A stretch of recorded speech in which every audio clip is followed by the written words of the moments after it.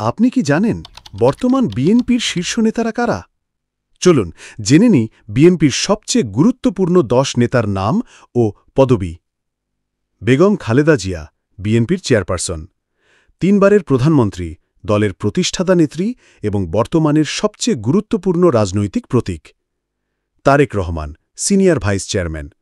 তিনি এখন ভারপ্রাপ্ত চেয়ারম্যান হিসেবে দলের নেতৃত্ব দিচ্ছেন লন্ডন থেকে। মির্জা ফখরুল ইসলাম আলমগীর, বিএনপির মহাসচিব।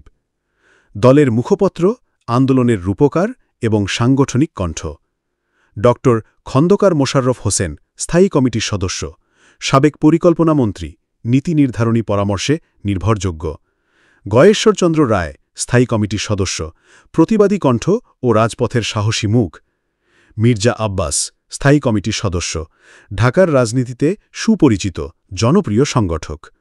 আমির খসরু মাহমুদ চৌধুরী, স্থায়ী কমিটির সদস্য, অর্থনীতি ও আন্তর্জাতিক কূটনীতিতে দলের কৌশলী ভরসা। রুহুল কবির রিজভী, যুগ্ম মহাসচিব, দলের নিয়মিত মুখপত্র, প্রতিদিনের প্রেস ব্রিফিংয়ে সরব। সালাউদ্দিন আহমেদ, স্থায়ী কমিটির সদস্য, একসময়ের মুখপত্র, বর্তমানে রাজনীতিতে সক্রিয়ভাবে ফিরে এসেছেন। ড. আব্দুল মঈন খান, স্থায়ী কমিটির সদস্য, যুক্তিবাদী, বুদ্ধিবৃত্তিক নেতৃত্বের অন্যতম প্রতিনিধি।